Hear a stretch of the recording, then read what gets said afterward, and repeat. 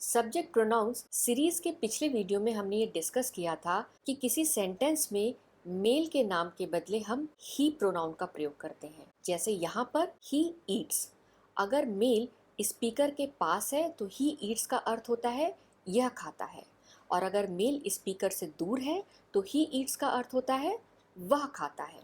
इसी प्रकार किसी फीमेल के लिए हम उसके नाम की जगह शी इस प्रोनाउन का प्रयोग करते हैं। जैसे यहाँ पर शी ईट्स, अगर फीमेल स्पीकर के पास है तब इसका अर्थ होता है यह खाती है, और अगर वह स्पीकर से दूर है तो इसी सेंटेंस का अर्थ होता है वह खाती है। हिंदी के वाक्यों में क्रिया के द्वारा हमें सब्जेक्ट के जेंडर का पता चलता है।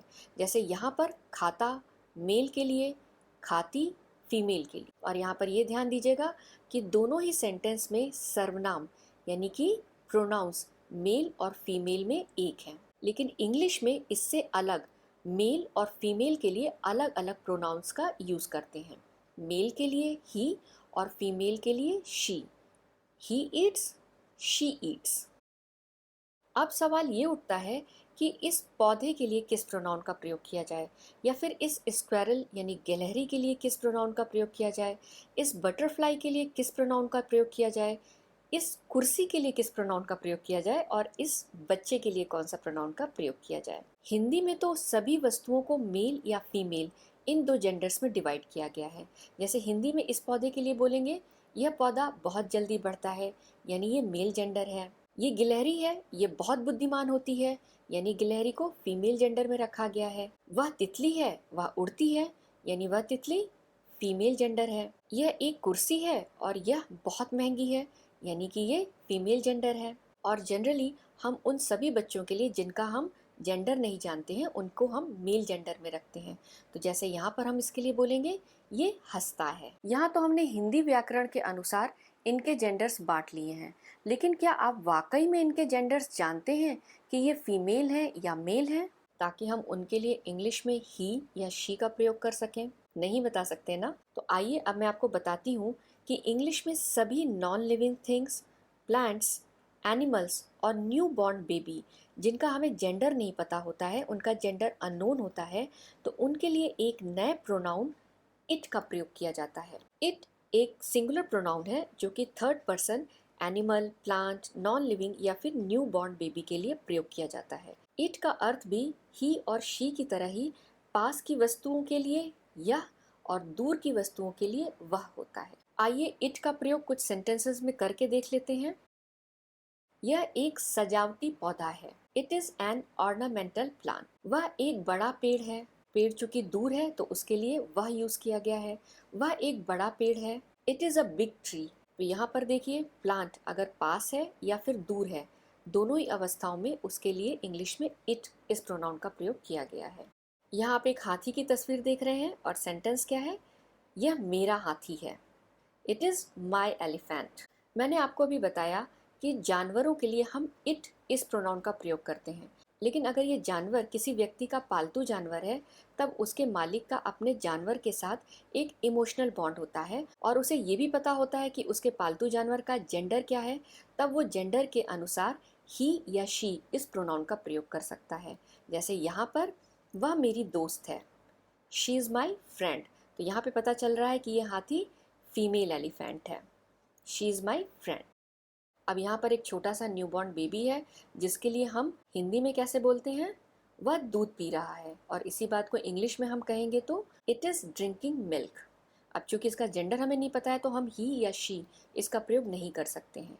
और अब यहाँ पर देखिए एक माता पिता अपने बच्चे के साथ खेल रहे हैं, तो मानी बात है उनका अपने बच्चे के साथ एक इमोशनल बॉन्ड होगा और वे अपने बच्चे का जेंडर जरूर जानते होंगे, तो वे उसके लिए इट का प्रयोग करने के बजाय उसके जेंडर के हिसाब से ही या शी इस प्रोनाउन का यूज़ करते हैं।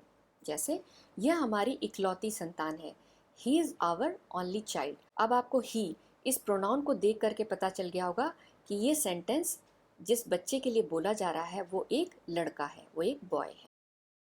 जैसा कि अभी हमने डिस्कस किया था कि इट ये एक सिंगुलर प्रोनाउन है और इसका अर्थ होता है ये या यह या फिर वो या वह। इसके अलावा भी इसके ढेर सारे अर्थ हैं। आप वीडियो को पॉज करके इन सारे अर्थों को आराम से देखिए, उन्हें समझिए। और आइए अब चलिए देखते हैं कि इन अर्थों के लिए इट का प्रयोग करके हम सेंटेंसेस कैसे बनाते हैं। यह कोआला है, इट इज़ अ कोआला। वह मेरी कार है, इट इज़ माई कार। इसने चोरों को डराकर भगा दिया, या फिर उसने चोरों को डराकर भगा दिया। यहाँ पर इस डॉग के लिए इसने या उसने इन शब्दों का प्रयोग किया जा रहा है, और इन दोनों ही शब्दों के लिए इंग्लिश में हम इट प्रोनाउन का प्रयोग करेंगे। और हमारा सेंटेंस इस तरह से बनेगा, it scared the thieves away. It scared the thieves away.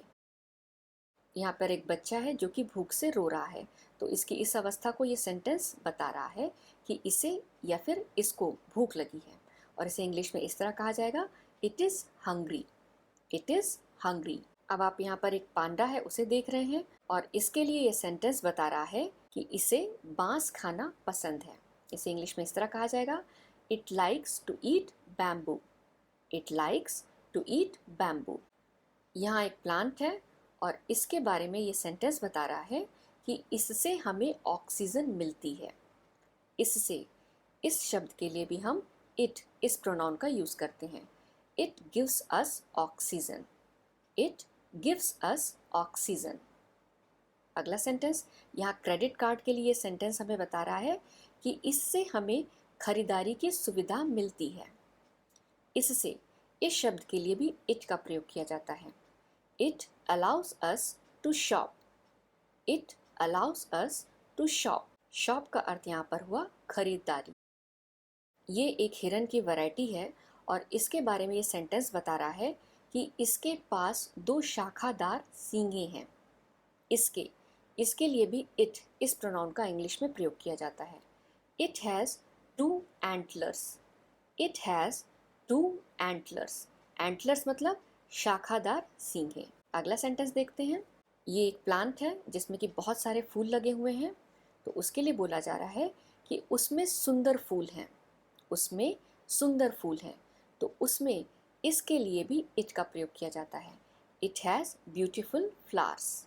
It has beautiful flowers. I hope आपको मेरा वीडियो पसंद आया होगा। मेरे इस वीडियो को लाइक और शेयर ज़रूर कीजिए, साथ में मेरे इस चैनल को सब्सक्राइब करना मत भूलिए। थैंक यू, धन्यवाद।